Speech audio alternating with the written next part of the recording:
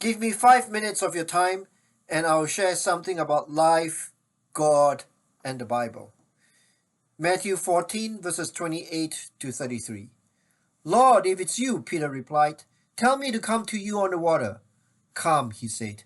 Then Peter got down out of the boat, walked on the water, and came towards Jesus. But when he saw the wind, he was afraid, and beginning to sink, cried out, Lord, save me! Immediately Jesus reached out his hand and caught him. You of little faith, he said, why did you doubt? And when they climbed into the boat, the wind died down. Then those who were in the boat worshipped him, saying, truly, you are the Son of God. As Peter starts to sink, he calls out to Jesus, Lord, save me. We too have used that expression when we are in the middle of a difficult storm. We think that we can walk on water. We think that we can do miracles. However, when we venture to go out on the water, we find ourselves sinking. Peter sets out from the boat in response to Jesus' word to him, come. He sets his eyes on Jesus and has faith to walk on water. However, as Peter looks at the wind and the waves, he begins to doubt. Matthew records what Jesus says to him as Jesus catches him and pulls him up. Immediately, Jesus reached out his hand and caught him. You of little faith, he said, why did you doubt? Matthew 14, verse 31. Jesus reaches out and catches Peter. Jesus will do the same for us. Here is a story from Sylvia. She lives in Alberta, Canada.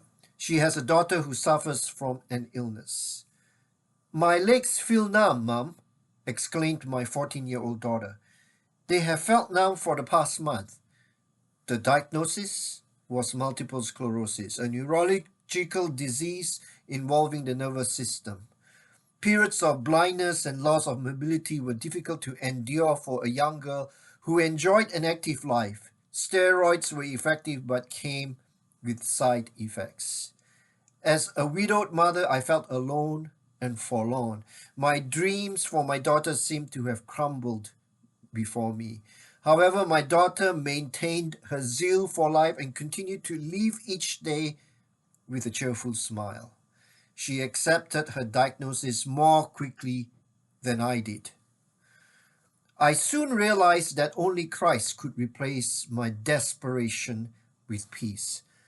God has not promised us a life free from stress and worry, but God will never leave us. When we bring our worries to God and trust that God can carry us through life's storms, our joy need not fluctuate with our circumstances. God is waiting for us to hand over our worries to Him so that we can find peace. Peter's struggle with the wind and the waves reminds us of our struggles with the storms of life. Sylvia and her daughter struggle with her daughter's multiple sclerosis diagnosis. There are some who struggle with other forms of illness. There are some who find life in their workplace difficult. There is a co-worker who is challenging to work with, or a boss who makes them do things which are ethically questionable.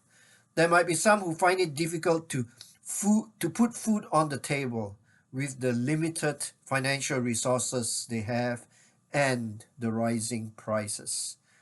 Life in this world can get quite difficult, yet Jesus reaches out to the sinking Peter and pulls him up.